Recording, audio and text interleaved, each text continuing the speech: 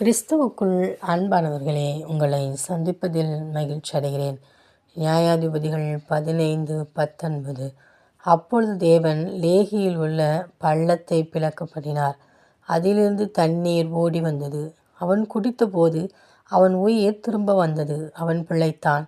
ஆனபடியால் அதற்கு எண்ணக்கோரே என்று பெயரிட்டான். அது இந்நாள் வரையிலும் லேகியில் இருக்கிறது. பிரியமானவர்களே, நம் தேவனாகிய கர்த்தர் சிம்சோனுக்கு அவர் ஒரு நீரூற்றை கட்டளையிட்டு காண்பிக்கிறார். அவன் தாகத்தாலே அவன் செத்து கொண்டிருக்கிறேன் என்று சொல்லும்போது தேவனாகிய கர்த்தர் அவனுக்கு ஒரு பள்ளத்திலிருந்து தண்ணியை அவர் கொண்டு வருகிறார்.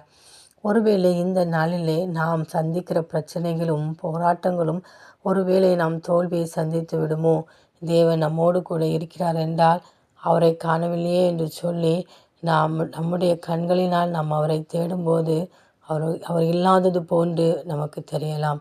ஆனாலும் தேவனாகிய கர்த்தர் நம்மோடு கூட தான் அவர் இருக்கிறார். அந்த இக்கட்டான சூழ்நிலைகளிலும் நாம் யாரை நோக்கி பார்க்கிறோம் என்பதை தேவன் பார்த்து கொண்டே இருப்பார்.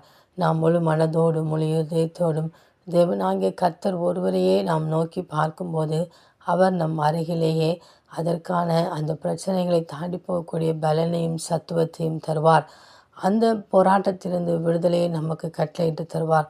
எனவே நாம் நம்முடைய கண்கள் எப்பொழுதும் நம்முடைய எஜமானாகிய தேவனாகிய கர்த்தரையே நாம் நோக்கி பார்க்கும்போது தேவனாகிய கர்த்தர் எப்படி சிம்சோனுக்கு ஒரு நீரூற்றை கட்டளையிட்டு கொடுத்தாரோ அதே போன்று நம்முடைய வாழ்விலும் இருக்கிற தடைகளை மாற்றி நமக்கும் நீரூற்றுகளை கட்டளையிட்டு நம்முடைய உயிரையும் நமக்கு அவர் திரும்ப தந்து அவருடைய இரட்சிப்பை கொடுத்து நம்மை மகிழ பண்ணுவார்.